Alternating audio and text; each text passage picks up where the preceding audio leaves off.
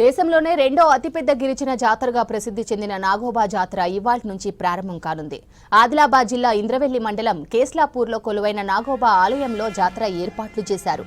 నాగోబా దేవతకు అర్ధరాత్రి పుష్యమాసంలో వచ్చే అమావాస్య రోజు పవిత్రమైన గోదావరి జలాలతో మహాభిషేకం చేయనున్నారు గిరిజనులు. మహాభిషేకంతో జాతర ప్రారంభం కానుంది. వారం రోజుల పాటు కొనసాగనుంది జాతర. నాగోబా దేవతను దర్శించుకోవడానికి మహారాష్ట్ర, ఛత్తీస్గఢ్, మధ్యప్రదేశ్ రాష్ట్రాల నుంచి గిరిజనులు భారీ సంఖ్యలో రానున్నారు. భక్తుల రద్దీకి అనుగుణంగా భారీగా ఏర్పాట్లు చేస్తున్నారు అధికారులు. దీనిపై మరిన్ని డీటెయిల్స్ అంజయ్య అందిస్తారు.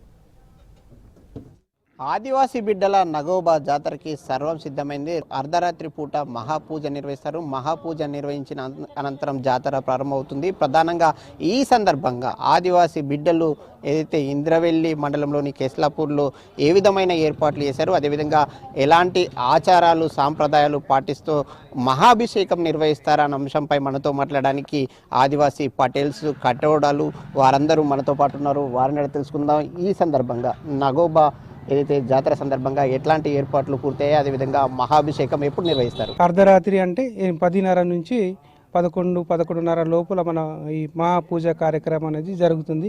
మర్రి చెట్టులో ఉన్నటువంటి ఎడ్ల బండతో వచ్చినటువంటి మిశ్రమ వంశులు అందరూ కూడా కోనేరు నుంచి కుండలతో నీళ్ళు తీసుకొచ్చి ఇక్కడ అది పుట్టగా తయారు చేసి ఈ కార్యక్రమం చేసిన తర్వాత మళ్ళీ మర్రి చెట్టు దగ్గర రిటర్న్గా వెళ్ళి తర్వాత మళ్ళీ నెక్స్ట్ ఎడ్ల బండతో ఇక్కడ రావడం జరిగింది. ఇక్కడ జరుగుతుంది. అదే రోజు మనకు 9:30 నుంచి పూజా కార్యక్రమం 11:30 వరకు జరుగుతుంది. అది పవిత్ర గంగా జలంతోనే ముందు మా వాళ్ళు అభిషేకం చేస్తారు. అభిషేకం చేసిన తర్వాత మళ్ళీ నైవేద్యంగా మనం పూజ ఏదైతే దంపుడు బియ్యం పట్టుకుంటామో ఆ పూజ కార్యక్రమం అందరూ నిలబడి వరుస క్రమంలో నిలబడి దాన్ని పూజ చేసిన తర్వాత అది నైవేద్యంగా మన దేవునికి అర్పించడం జరుగుతుంది. పటేల్ సాబ్, మీరు చెప్పండి, ప్రధానంగా మహాపూజ సందర్భంగా దేవుడే కళ్ళకు కనిపిస్తారని చెప్తారు, నిజమేనా? అవును, ఎందుకంటే ఇక ఇంతకుముందు అయితే మా తాత ముత్తాత వాళ్ళు కూడా చెప్పిందే అది నిజమే. కొన్ని మా పెద్దనాన్నలు కూడా చెప్పింది నిజమే.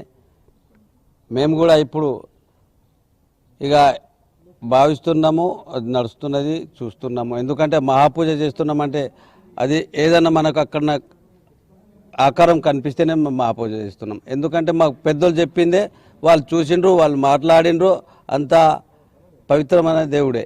ఇప్పుడు కూడా దాని ప్రకారం మాకు కూడా ఏదైనా అక్కడ కనిపిస్తేనే మేము కూడా పూజ సహకారం చేస్తాం. ఏదైతే నగోబా దేవత సన్నిధి సందర్భంగా, జాతర సందర్భంగా, మహాభిషేక సందర్భంగా ఎలాంటి ఆచారాలు పాటిస్తారు?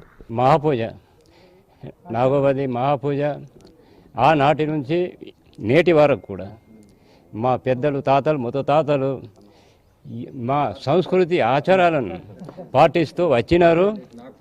అదే అడుగు మీద అడుగు ఇప్పుడు వేస్తూ అదే ఇక కార్యక్రమాలు జరుపుకుంటున్నాం. ఇక్కడ నుంచి మేము అందరూ ఇక మాడోళ్ళు, మేము మొగలు, ఎడ్ల బండ్లు అక్కడ గోవాడని ఉన్నది, గోవాడ కాడికి బయలుదేరుతాం. అక్కడ పోతాం. అక్కడ పోయిన తర్వాత మా ఆచారాలు అప్పుడు ఇక మా వాళ్ళు ఈ పెద్దలు ఇక అటువంటి ఆచారాలు ఉన్నాయి. ఆ ఆచారాలు అక్కడ పోయి సాయంత్రము ఒక కార్యక్రమం ఉంటుంది. నగోబా జాతర సందర్భంగా 100 ఏళ్ల కాలం నుంచి ఏవైతే ఆచారాలు సాంప్రదాయాలు ఉన్నాయో వాటిని ఖచ్చితంగా పాటిస్తున్నాం. అందులో భాగంగానే ఏదైతే నెలకు ముందు రోజుల నుంచి జాతర ప్రారంభమవుతుంది. గంగా జలానికి పాదయాత్రగా వెళ్తాం. పాదయాత్రగా వెళ్ళి గంగా జలాన్ని తీసుకొస్తాం. తీసుకొచ్చిన గంగా జలాన్ని అభిషేకం నిర్వహిస్తాం. అభిషేకం నిర్వహిస్తే కళ్ళ ముందే నగోబా దైవం కనిపిస్తుంది. దైవం కనిపిస్తేనే జాతర ప్రారంభం అవుతుందని ఆదివాసీలు చెప్తున్నారు. కెమెరామెన్ విఠల్తో అంజయ్య, V6 న్యూస్, ఆదిలాబాద్ జిల్లా.